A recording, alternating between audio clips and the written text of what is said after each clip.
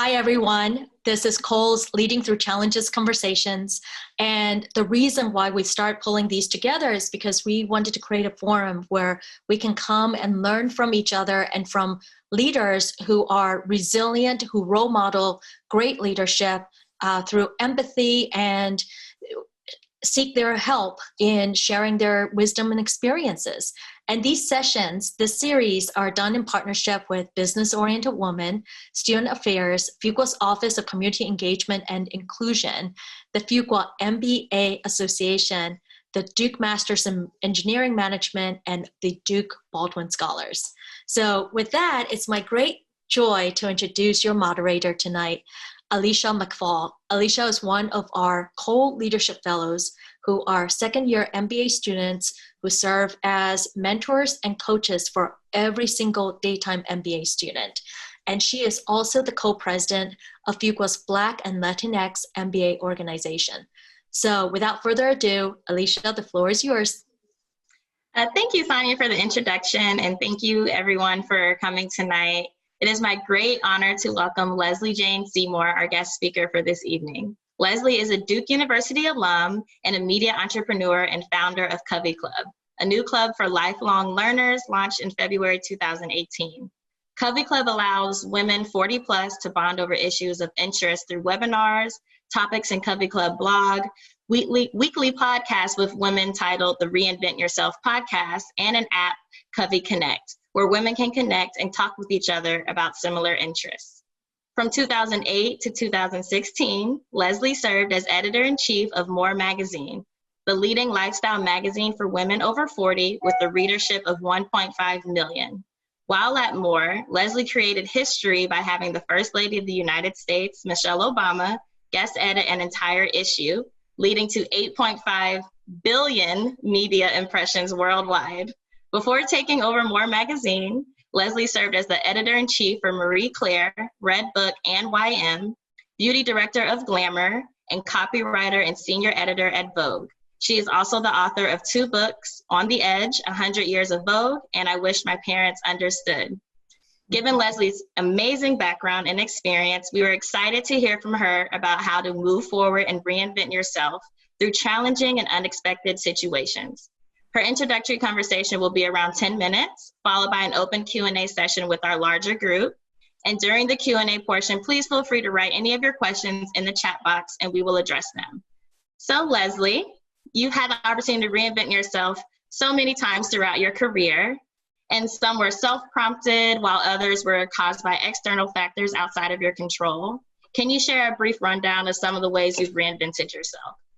Well, I'll start with how I had to reinvent myself at Duke. I went into Duke as a biology major.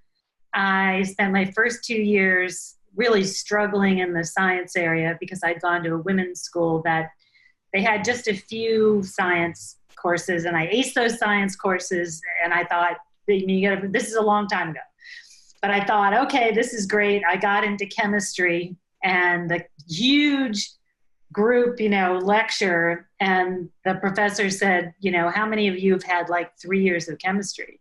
And all these guys, their hands went up. And I was like, I'd had one little course, right? And he was like, for you, it's going to be review, and the rest of you are going to have to work your asses off. So it was very tough. I was really struggling. I got to organic chemistry, and I went to my dean and said, look, I don't know that this makes any sense for me. I don't want to be a doctor. Everybody in those days wanted to be a doctor. And I was very squeamish. I can't do that. I came to Duke because I wanted to do the marine biology program, but it was just such a fierce competition. People were, in the olden days, you had to go get a printed, they would say, go read this thing, and they would put it in the library, and it was printed. It was so competitive at Duke that people would hide them so that you couldn't read them. I mean, I'm sure somebody will be laughing here because they're recognizing that still goes on somehow digitally. But that's what it was. And I was like, why am I doing this? I want to be a writer. That's what I really want to do. I thought I might write in science or whatever. And so I switched over and became an English major. And literally my senior year, I was taking 4 English courses. I think I took like English comp, maybe senior year. I had, in those days, we had typewriters. We had like 4 different typewriters. It's 4 different papers going anyway. So that was my first reinvention. Then I went into the fashion media business, and my second reinvention was when my second job, I had been at Women's Wear Daily, which was great for 2.5 years. Then I went to the Daily News, and the Daily News opened up an evening paper, and they assembled all the best writers in the city.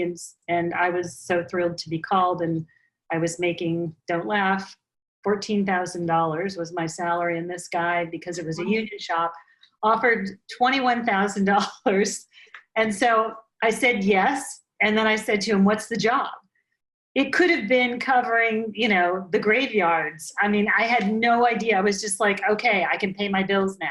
Turned out in style, so that was great. But they closed it in a year, and I was out on the street without a job. And that was just as newspapers were starting to shrink. And, a lot of towns and cities had 4 and 5 newspapers back then, and they were starting to collapse. I couldn't find another newspaper job. I did not want to go into magazines because I thought they were too slow. I liked write. I'm a very fast writer. I'm fast paced. I thought it would be too boring. I had a friend who had been at Women's Wear Daily, who'd gone to Harper's Bazaar, was looking for a copywriter. She kept calling me, kept hanging up the phone going, no, no, no, no. I want to be in newspapers.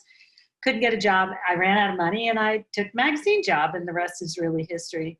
And then then I was at Vogue for 9 years. Then I went to Glamour magazine. Then I went to Redbook to YM to run my first magazine as editor-in-chief.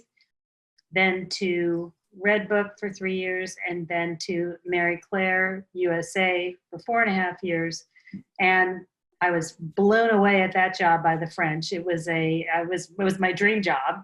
And the company that was in partnership with the French company, I was too stupid to know that, and this is for any business person out there, that if anybody's doing a partnership, the first thing you need to ask, I was too young to know, what's the partnership? What's the percentage partnership? You never want to be the middle person where it's 50-50, because what that tells you is they haven't worked out who's in charge when things get questionable, right? Mm. Somebody has to have 51, has to have the final say. So I was the monkey in the middle. The French wanted to go upscale. The Americans wanted to go downscale because they would make more money.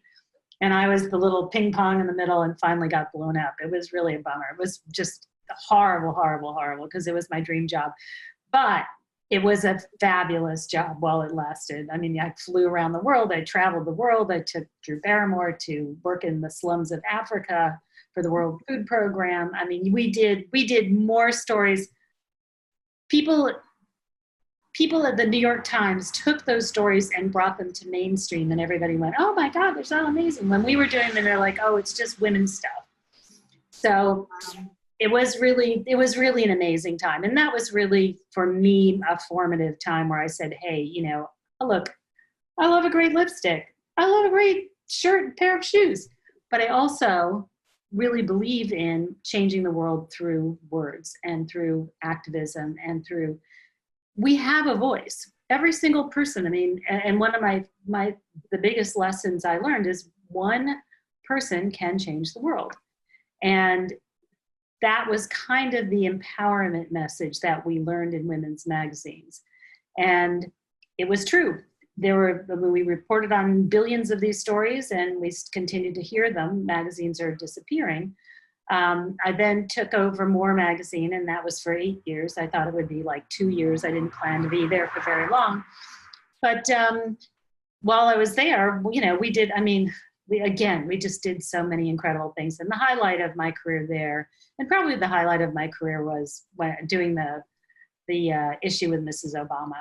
And the moment where I knew my career was done, because I was, I'd run 4 magazines. I didn't want to run another one. The magazine business was spiraling down. You could tell, instead of bringing people into the office and ringing a bell because you were selling, another 800,000 magazines, you were bringing people in the office to say, I need to let you go. It was just this horrible shrinking. So for me, the last moment when she was on the cover and we got her to speak at the museum in DC, and we had Robin Wright, who had been the actress who had done House of Cards. And we had both of them hosting an event. And I'm standing there about ready to go out. And you got to remember, it's kind of like a wedding. It's like, it's like 150 of the most important people in Washington and in publishing and in my business. And the two of them are standing behind stage. And I'm about to go out. And I look at them and the two of them are going, oh, I'm so excited. This is so much fun. And I just went to myself. I was like, I'm done. Like, with Mrs. Obama and Robin Wright are really excited about doing this thing with me. Like, where do I have to go from here? It's over, right? It's completely over. Went out and did this thing. It was totally, absolutely amazing. And so I knew that the publishing business was deteriorating. And when they closed more, we knew it was a matter of time. It didn't fit with the company. The company was a very, middle America company. We were a very high-end, highbrow product. We were smaller. We didn't fit with mass market. So we knew it was going to happen eventually. When it happened a little earlier than we thought. And the sort of loop back is when I recognized that, hey, this is, the publishing business is not going anywhere. I've run 4 magazines. I don't see myself, I don't want to manage another magazine in this atmosphere where it's so sad and you're asking people to do things for billion-dollar companies, asking writers who make $2 a word to now make $1.50. Because they didn't want to pay them. I mean, just they want to pay them for the work they did on the web. And I mean, I'm not talking about me when I go out and I'm unfunded and I ask somebody to write something for almost nothing. I'm talking about people that were companies making billions of dollars off of their licensees at Walmart. So I just said, I don't want to do this anymore. And I decided, what else am I going to do? And I ended up looping back into sustainability, which was really environmentalism. The environmentalism that I left at Duke has now become sustainability, which is where is that win-win between the environment and business, right? And my girlfriend had just gotten her degree. She was working at L'Oreal and she just got her degree up at Columbia and she told me about it. And I was saying, well, what do I want to do next? I want to reinvent myself. And she convinced me to go up there and check it out. And I said, well, I'm got a full-time job. How am I going to do this? And I thought, well, let me just check it out. She seemed so happy and she's such an interesting, smart person. And I wanted something that was not going to go out of business. Unfortunately, I was picking something that is going to be the biggest business there is because we're in so much trouble, but it's not going out of business. And so I go up to Columbia. It's Indeed, you can do it at night. It's a full degree program. And I thought, I met the guy and I went and he said, see what you think, sit in the classes. And I sat in the classes and I was like, wow, this looks like really a lot of fun. And I applied. I thought I won't get in. I got in. I thought, I can't really do this. How am I going to manage this between my evenings and my full-time work? And I can't tell my staff. If I tell my staff, holy crap, they're going to think, as soon as I tell them I'm reinventing myself out of the publishing business, I got 50 people here to worry about. So I kept it all undercover. I think they thought I was having deep psychiatric care twice a week. I was like, no, you can't. I cannot talk to you for these 6 hours every week. And I'm sure they thought she's really gone over the edge. And I thought, I can't, I'm not going to be able to do this. And then when I remember my first test in, what was it? I can't remember. It was one of the introductory environmental courses. I literally thought I need one of those little barf bags. I'm like, I haven't been tested in 35 years. How am I going to have a test, right? This is ridiculous. I'm going to throw up on the floor in Columbia classroom. And so I got through that. And then I just found my way from there. And it was a wonderful experience. I have to say, going back as an adult and I highly encourage anybody who is thinking about it, some of your alumni who are here are thinking about it. It is a totally different experience. Once, when I was at Duke, I'll be really honest, I would spend the whole time going like, oh, what do I look like? And, oh, that girl across the way, she doesn't like me. She's mad at me. And she doesn't want, and then that guy over there, he's hot. So I should be, and I'm like, I don't even remember what the professor was saying. I was so distracted. And when you're an adult, all that stuff is gone and you're just like, laser focused. And when I would see some of the kids, because, we were a very mixed group, I'd see some of the kids on there next to me doing Facebook during the class. And I was like, your parents are paying all this money and you're doing Facebook. Are you out of your mind? So it's a total loop through many different things. And so what happened was I thought I would take that degree and I would go to the beauty business because I have a lot of background in beauty. Beauty is having a terrible time in sustainability. And I thought I'll go into I know everybody in the beauty business. I'll go over across executive wise. And then they pulled the plug early on more, 2 years before I finished my degree. And I thought, uh-oh, now what do I do? And so I sat at my table. And what was really interesting is all my readers came to me on social media, on my social media. They were so angry when they pulled the plug for More. More was a unique magazine. It was intelligent. It was smart. And these were, these are CEOs, CFOs, CMOs, managerial women who didn't want to talk about how to get a guy. They wanted to, talk business. They wanted to talk about important issues. They wanted to talk about politics, and then they wanted to talk about how, to look great, even when they were getting a little bit older, and about sexism and ageism. So they came to me and they said, do something else for us. And I was like, well, I've never been an entrepreneur. I'm a writer and an editor. And so I said, okay, I'm a good researcher. I gave them a survey. I made a 54-question survey, again, not knowing anything about what you shouldn't do. And 627 people finished the survey, wow. 54 questions. And I took that. I read one of the books from, what's his name, Blank, the lean startup books. Mm-hmm. And I said, okay, in the old days, you would go out and you would make the whole pie and you would spend all this money and then you'd come out and go, ta-da, here's the whole pie. What do you think? And the reading, this was, 4 years ago, said, don't do that. Make a slice and then work with your audience to make the rest of the pizza. And I was like, okay, let me try that. That's affordable. I put away some money. I said, I'm going to take my severance pay and I'm going to put it towards my business. And so I started Covey Club. Covey's a small group of birds. And I literally used the information from those readers. And some of them are still with me. And in fact, when you do the research, my best customers still came from connections, either from Mary Claire or from More. And we have, about 6,000 people in our big world. And we have a tight-knit, really, really, intimate group of a couple hundred. And we do content. We do original content. We do what's in the pandemic, we had a pivot because the day, I'll be really honest with you, the day the stock market crashed, I lost like 90% of my subscribers because everybody sat there on their phone and went, nice to have, must have, nice to have, must have, get rid of the nice to haves, right? Everybody was like, holy crap, where are we headed? And right at that point, I had just started pivoting. We would do one webinar a month, which was, we've had Sanyan in before to talk about reinvention. I was doing mostly content and then a little bit of that. And I just in January started saying, what I really love, Covey's all about connection. As you get to be a little older and your kids mosey off into high school or whatever, and your job maybe is winding down or you're the top dog there, you lose an ability to make new girlfriends. Very hard to make girlfriends. And also you've kind of met everybody in your silo. You've met all the lawyers, you've met all the doctors, but how do you meet people who are different? It used to be through your kids, it used to be through schools, it used to be through, churches and synagogues and mosques, which we don't, not many people are going to. It used to be in the town square, which doesn't exist.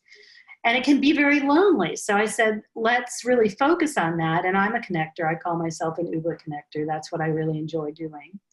And so I was just saying, it's my business. If I'm getting bored of the content, I have an editor who's doing the content, but we do real content. We don't let people just, the mattress company write a piece and post it. We do old-fashioned edited content with really good writers, but it's a lot of work. And so I said, let her do that. Like, that's great parts. I've been doing that for 40 years. I'm kind of bored of that. But what I really love is this. So let's pivot more towards the webinars, which we call Coffee and Conversation. And let's just sort of pump those up. And that was literally just in January. I said, let's just I'm meeting so many interesting women.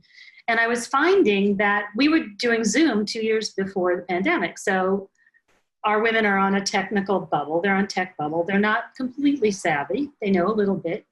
We used to have to tell everybody, here's how you operate it. This is Zoom. And then we would get the calls. If I can't get in, I can't do it. So we were teaching everybody for 2 years how to use Zoom. And so I just pivoted. I started pumping up my webinars, and I would find, interesting people to come talk to us about how to do your LinkedIn better, how to do, these are just an hour in the evening. It could be even a meditation practice. It could be anything that I thought was of interest. And then COVID hit. We were already into that. And I was like, well, everybody's home.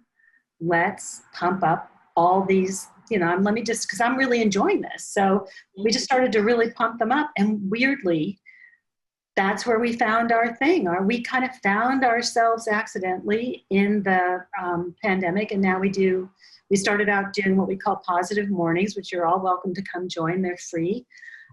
Monday mornings, 9 to 10. We have 2 fabulous reinvention coaches. We did it every day for the first 3 weeks of the pandemic, and then we knew we were going to burn out. So we just moved it to Mondays. And you get a tool, you get a little coaching, and that group has grown. And people have told us they couldn't have gotten through the pandemic without us.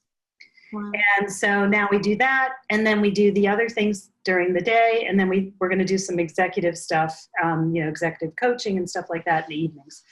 And we're kind of sailing along. We're still flat. I've been flat from the very beginning, which is great. I have, I invested my original amount of money. I haven't gone out for investment because I really want to be my own boss. I struggle with that, but I just don't want to, if I don't want to work tomorrow morning, I don't really want to do it. I don't want to worry about somebody else's money. But it's hard. It's definitely hard. We're just flat. We're not making any money. This year we were going to make some money because I can make money on my events. And the events we took 60 women to a spa out in Arizona last year.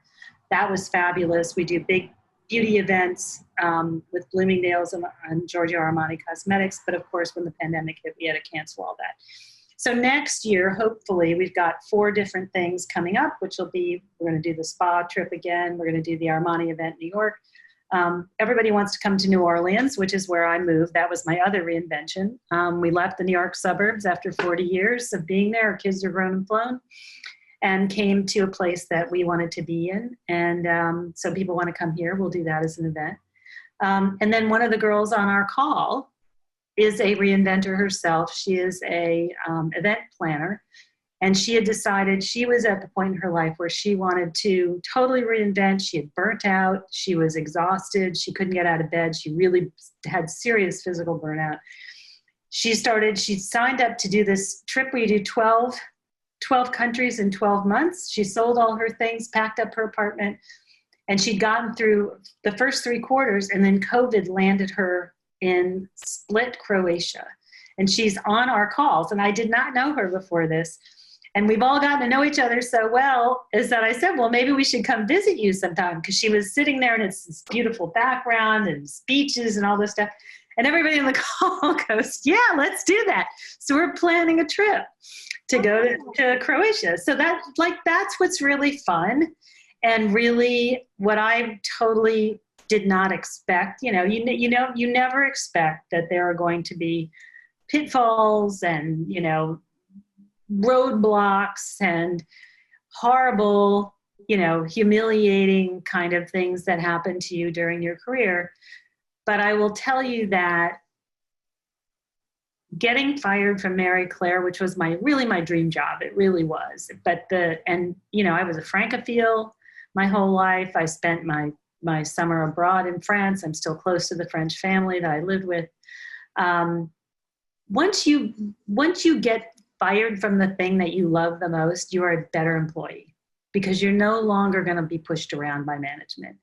And so when I was an editor at War, and then I would have these changes of, publishers, my partners, instead of just taking it. In the old days, I was a good little girl. Like, you came in and, my boss would lop off $2 million worth of photographers for a high fashion magazine and not give me the money back to hire anybody who could attract the celebrities. And when I would ask her about it, she'd be like, oh, just figure it out, right? I should have quit. I should have gone in there and said, look, this has been real. It's been great. You've just chopped off my knees. I can't perform. You've taken my knees away. But I was such a goody-goody that I was like, okay, why would she put me in a bad situation? And So when that happened, when things like that happened later on in my career, after that had happened to me, I would just go down to personnel and say, hey, this person wants to, and one time I was really bad, but I'll tell you, so I was really bad. I had a really bad boss who I'm now friends with. But she literally, the magazine was always, it was like People magazine for women 40 plus. It always had a celebrity on the cover. It was always about the woman. It wasn't about stuff. There was a competitor, which was called Real Simple, which was always about stuff. This woman came in and decided she wanted us to copy what this other competitor was doing. Well, way to go, but had nothing to do with the DNA of this other product and would lose the differentiation. And so I went to personnel that time and I said, look, I'm just the pilot of your plane. It's not my plane. I realized that. This person, if they want to fly it into the World Trade Center, that's for them to decide. It's your plane. But I can't be that pilot. And that's what it looks like to me. So, let me know what you want to do. And 4 times, because I had 4 different crazy bosses, they came back to me and said, no, just stay. But in the past, and I saw a lot of my friends who had never hit a speed bump and never gotten fired, never gotten let go. And they were always vulnerable and always dancing around and always fearful and they couldn't really be as strong as they could have been because they were so afraid of that happening. And though it's a terrible thing, once it happens to you, you're like invincible. You're like, whatever, I've recovered, it happens to everybody. So those are my major reinventions. Yeah. Wow. Your story is really powerful and it truly shows your resilience and your grit. That's amazing. We actually have a few questions. Lots of grit. Yeah. We actually have a few questions coming in through the chat. So we'll start with this one from Sarah. It says, your story is amazing. I love how your experiences were a combination of both you seeking them out and opportunities being presented to you. How do you balance planning ahead and seeking out opportunities versus going with the flow and taking opportunities as they come, especially when they seem risky? Well, you can only put yourself out there and see what happens. There were a lot of jobs I didn't get. I remember very particularly when when you want to break into that managerial level and you're at the just underneath that level, whatever that business, really hard. And you would have these stupid people who would say, well, I can't make you that managerial because you've never been that managerial. And you're like, well, yeah, duh, of course not. But somebody has to put me across the, that's just stupid. But they would say that all the time. And I'm sure that still goes on. You can't be B because you've only been A and I can't make you B. So I think you just have to, you have to keep pushing. And there were many jobs. I remember there was a teen magazine. I wanted to edit that. And it was 20 phone calls and meeting somebody somewhere. And I never got that job. I don't know whatever happened to it. And you have to really be persistent. And I think if you ask me about the one trait that got me to where I am was really being persistent and staying at it and failing a lot of times. I mean, I'm telling you, being killed by the French was just a horrific experience because, I used to sit out, I'd made it in my mind. I tried to work for Elle magazine when I was right out of college. When I left Duke, I was in France, in Paris, and I went to their offices. This is before Elle had come to the US and I'm fluent in French. And I said, I want to work for you. And they left me out of their office. And this is so funny. The American, she wants to come work here. It's so silly. And, but I made my way back there 20 years later. There I was. The Eiffel Tower was outside the door when I worked, and I would come back and forth to France. It was hellish because I had 2 young kids. It was probably not the greatest time. But I, spent an awful lot of time there. And, you have to be constantly putting yourself out there, even for things that are not going to happen. Mm. And you're going to be embarrassed and you're going to be, passed over and you're going to be, you know, dismissed. But at some point, you're not going to be. And you cannot run away. You cannot run away if you really want it.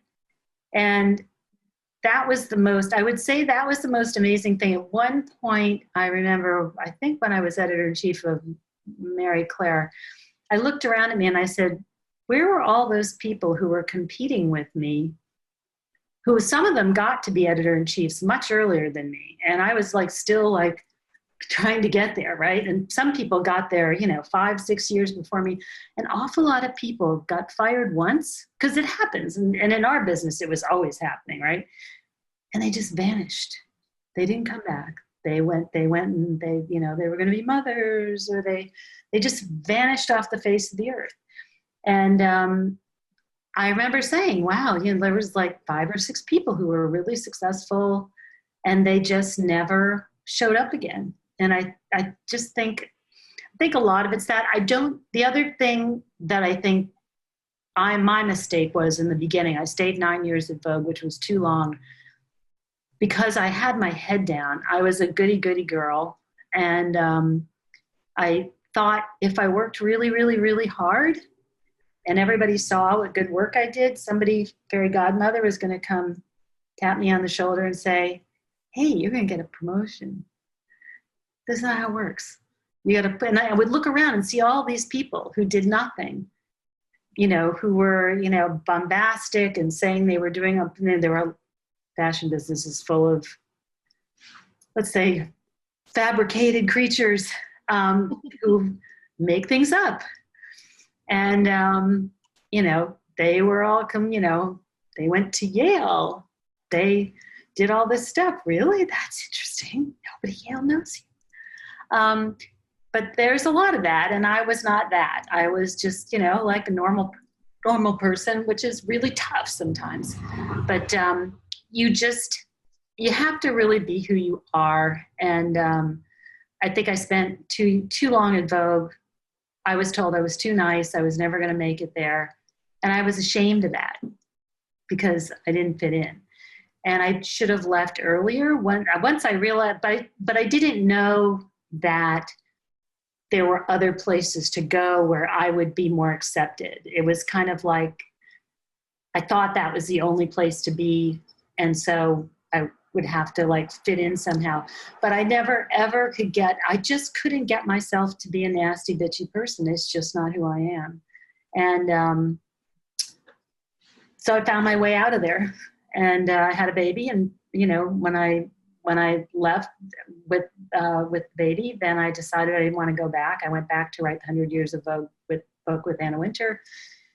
And I just felt motherhood and being the cleanup crew for all the crazy people at Vogue, which is what I was at that point, was just too much and not rewarding. And I said, let me take some time off and rethink this. And then I went over to Glamour as their beauty director. And once I got to Glamour, I got to more normal people. But the hilarious part is that the elevator with Glamour and Vogue were the same elevator at the time. But the Vogue people looked down on the Glamour people because they were like real people. And so all the people who I used to work with used to get in the elevator with me and pretend like they didn't recognize me. They'd be like, hey, hi, Alicia. And they'd be like, oh my gosh. Well, that's amazing that you were able to really like stay true to your authentic self going through all of that. That's wonderful. Yeah. It's hard. Definitely. Yeah. That's really commendable. You have to have good friends. You have to have good people like Sanya. And Sanya and I didn't know each other then, but I had friends like Sanya who would really have the real talks with. And yeah. Yeah, you have to find those people who can really, really say, this is who you are and it's okay, you know? Yeah, that's amazing. So we have another question from my very good friend, Ariel Powell. She said, how do you identify and maintain your key strengths and transferable skills when you are reinventing yourself? That's the only thing you can do. What you have to do, and we teach this at Covey Club, is you have to learn to stop looking for a job and you have to look for a place that's looking for your abilities. You're not looking for a job. You're looking for a place that can make the maximum use of your abilities. And that will decolate, you know, like I'm a writer, I'm a connector. I love managing. A lot of people hate managing. I'm a good PR person. I'm a good promoter. I'm a good gatherer.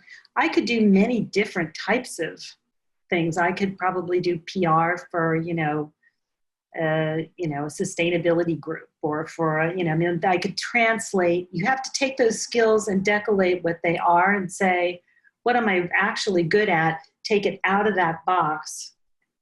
That one box has a label on it, but that's not the only thing that you can do, because those skills are translatable somewhere else. Maybe you won't use all of them. Maybe you'll use 5 of the 6, or maybe use 3 of the 6.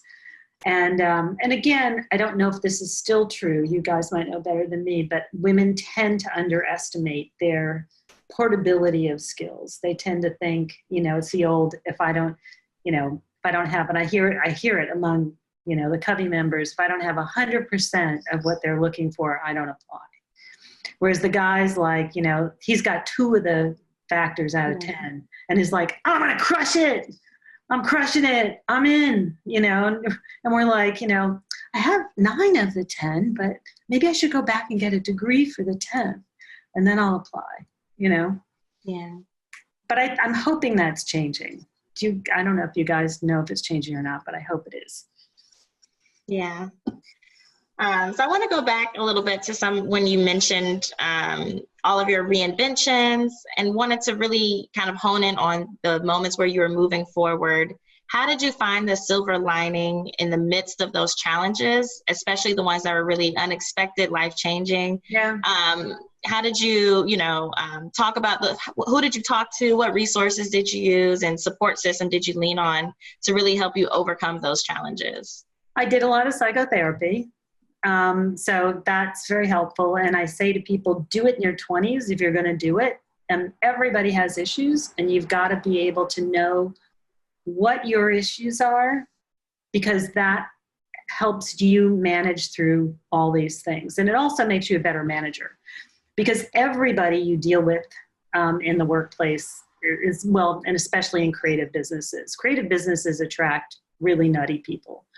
And so you have to know where your nuttiness is and where their nuttiness is, so that you can say, no, that's not me, that's you. You need to fix that. And I've actually had that conversation with somebody who went off their meds at one point and was very creative and a fabulous partner, but, completely wackadoodle. So you have to do your work. And today you have coaches, you have all kinds of investigative stuff. You really must know yourself, because you will be in business, you will be in situations. Look, you're going to get into situations that are political. My blow up at Mary Claire was political. It was, 2 big companies that went into business together, never worked out the power struggle. And who are they going to shoot when they're angry when one wants to go one way and the other wants to go the other way, and they won't talk to each other about it? It's like having divorced parents. And who are they going to shoot? They can't shoot each other. They're in business together. They got a contract. So who do they shoot? They shoot the person in the middle, and they both bond over the dead body. They stand there and they go, oh, isn't that too bad? I meant to talk to you about, this thing. So you really have to know yourself, and you also have to know not to be afraid.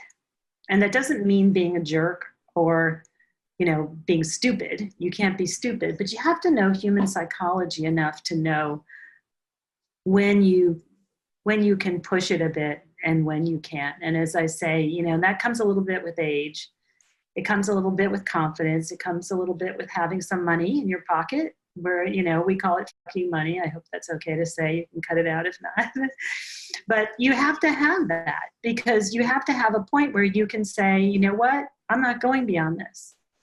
This is, and you might even find yourself in situations where you have to make a moral judgment, and you have to say, look, this is not who I am. I don't believe in this, and I can't go any further with this without damaging who I think I am.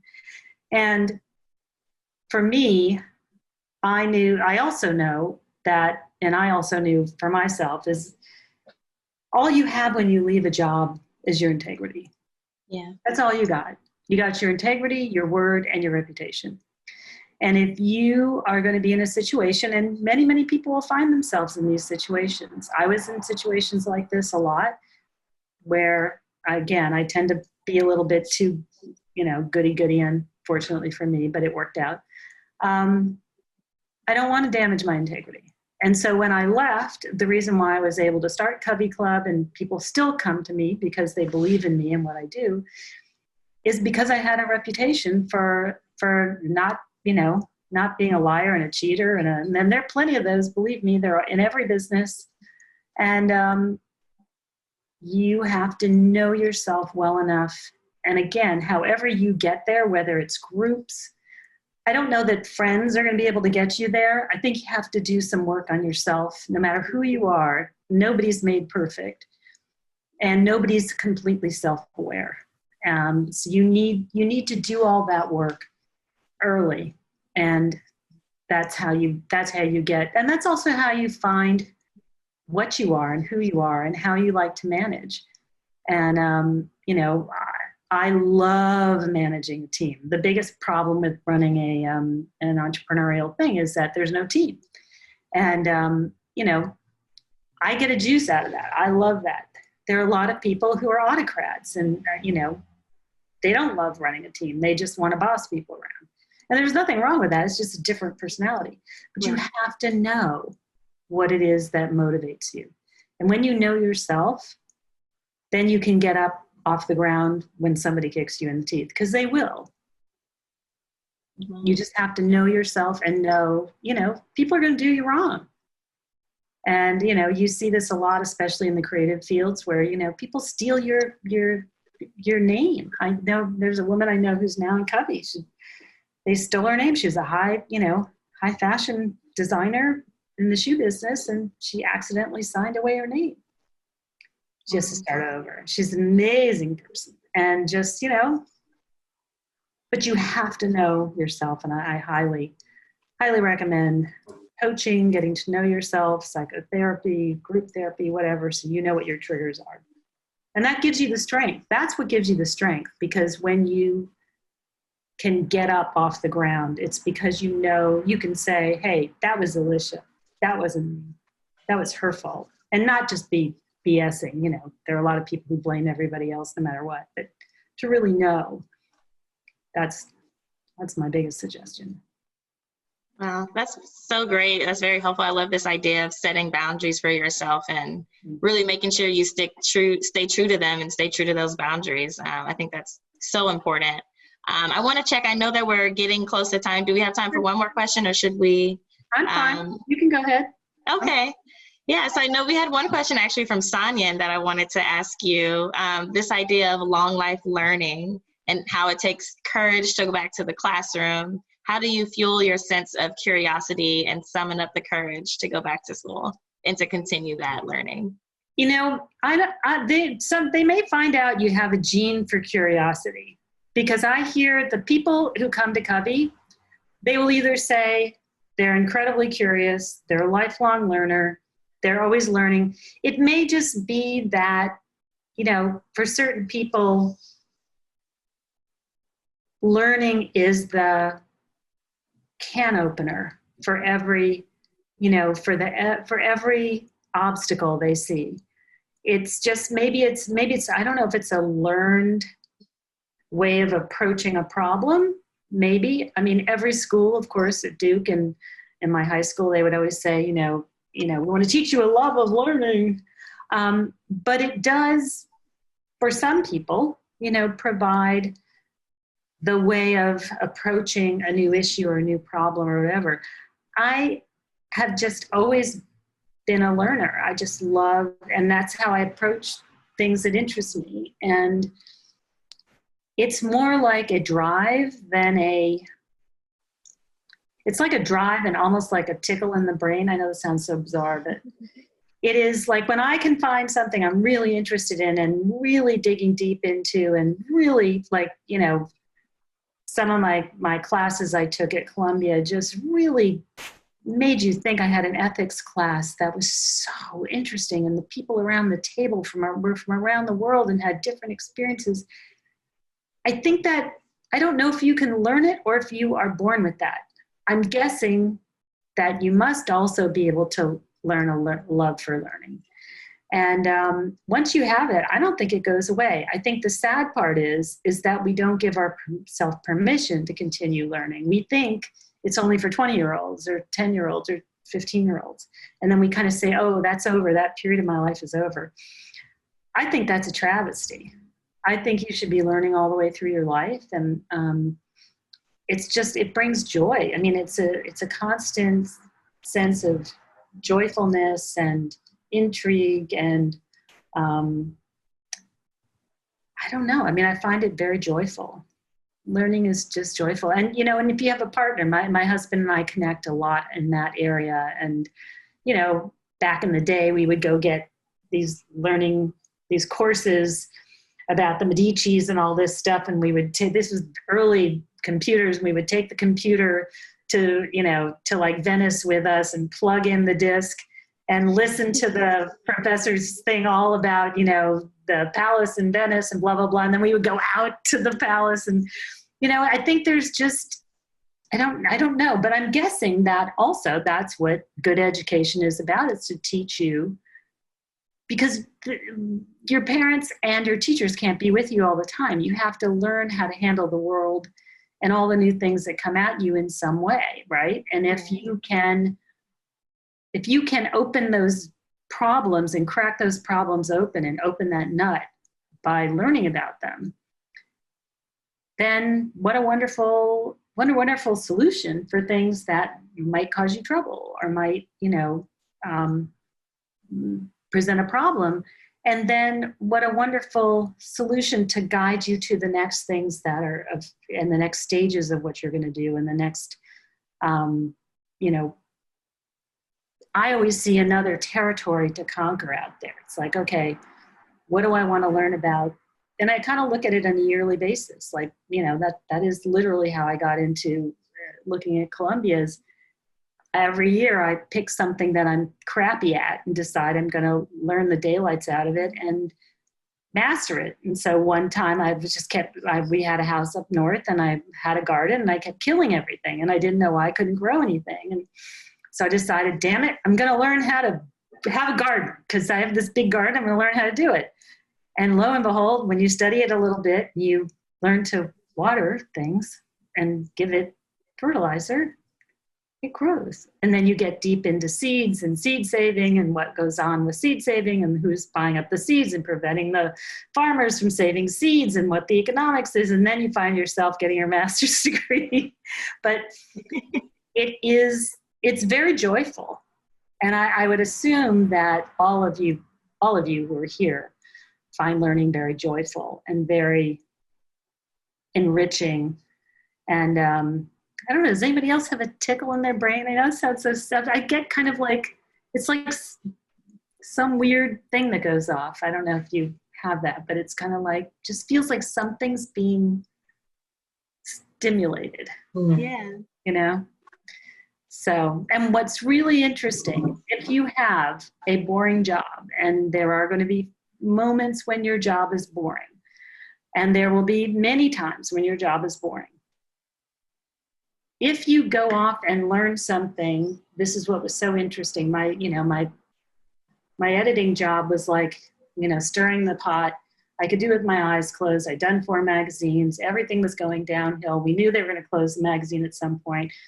I go off to Columbia. The two are very separate, completely separate. I'm tired of asking for the same things. My boss says no to everything. There's no more money. It's a no, no, no. I'm so frustrated. Doing something 100% different. I'm doing math. I'm doing science. I'm doing, water policy. I'm finding lead in water, all this stuff. Over here, I'm doing, we're doing, whittle your middle for midlife menopause, right? And weirdly, learning all this new stuff over here freed me up on the other side to explore things in my job that I thought I was done with. It took all the frustration out of my job. And because I was learning over here, because I used to go from job to job to job, I knew to leave my job when I wasn't learning anything. And I'd gotten to the point where, and I remember saying to a girlfriend, I said, I can't find anybody to go, because I would used to pick what job I would do I would want to go work for somebody I could learn something from. And I'd be like, I don't know anybody left in the industry to go learn from, because I either work for all of them, or I don't think they're that smart or that interesting.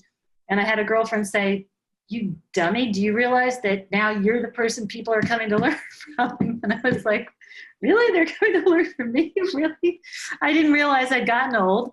And I didn't realize I'd gotten that far up, that people were going to come learn from me the way I used to learn from them.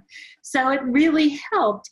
And I did my best work those last 2 years at Moore, because I had this learning outlet that had nothing to do with the business I was in. And the best work I did, the Mrs. Obama issue, I mean, just the 100 different things. It was the best year I ever did in publishing.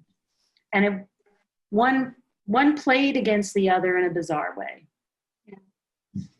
Wow, that's amazing. I mean, your story is so awesome, and I've really enjoyed listening and learning about all your good. I hope you guys will continue. You continue. Yeah. Always be learning. That would be my suggestion. Yeah, and I really want to thank you so much for taking the time to speak with us tonight, and truly being vulnerable and transparent with us. It's really been a pleasure. I'm going to pass it over to Teju now to close us out. Thank you so much. Cool. Great. Thank you, Alicia, for such an amazing session. And thank you also, Lesley, for sharing your story and bringing your authentic self. It's like we're in the living room, we're just having coffee and just enjoying your story. Three things stood out for me, and it's kind of like piggybacks on the last point you mentioned, which is keep on learning. Your willingness to let go and allow yourself to learn, explore, and grow into something new. It's very important, and giving yourself the permission to also to continue learning. And hopefully we can all find joy, the joy you so express, to find that joy to continue learning and to grow into, and to find new bounds and new leaps that we can embrace and just be our authentic self. Thank you so much for sharing your story. And to everybody that's joined us tonight, thank you for spending an hour with us. Good night, everyone. Good night. Thank you, guys. Good night. Bye, guys.